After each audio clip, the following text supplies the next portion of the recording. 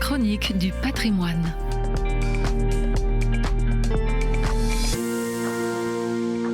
Le cloître de Wissembourg.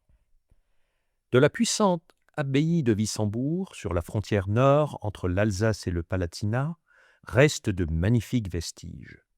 L'abbatiale, reconstruite à partir des années 1300, les bâtiments destinés aux chanoines à la veille de la Révolution, le cloître adossé au flanc nord de l'église.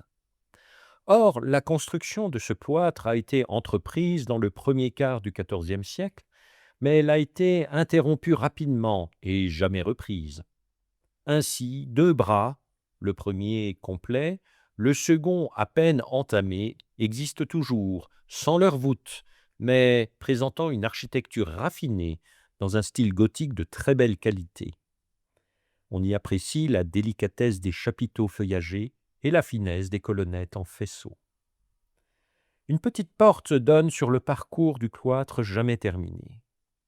Elle ouvre sur la chapelle dédiée à saint Willibrord, évêque d'Utrecht, au Xe siècle. Là, changement complet de décor et d'atmosphère. On descend quelques marches et on pénètre dans une salle romane divisée en 3 nefs de 4 travées chacune. Quelques maigres vestiges de peinture du XIe siècle sont encore perceptibles sur les murs. L'ensemble se situe sous l'ancien dortoir des moines. Elle est contemporaine d'une des tours de l'abbatiale, appelée du nom de l'abbé constructeur, Samuel, mort en 1098. On ne peut qu'être saisi par le contraste existant entre la chapelle romane, petite, sombre, semi-enterrée, et la splendeur de l'église, ainsi que l'inachèvement du cloître. 3 époques, pourtant rapprochées, qui montrent que rien n'est figé.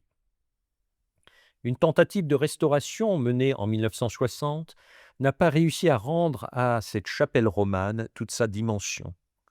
Pour autant, cette opération permet d'imaginer les temps glorieux d'une abbaye qui, avant d'être une puissance territoriale, a été avant tout un centre d'évangélisation pour sa région.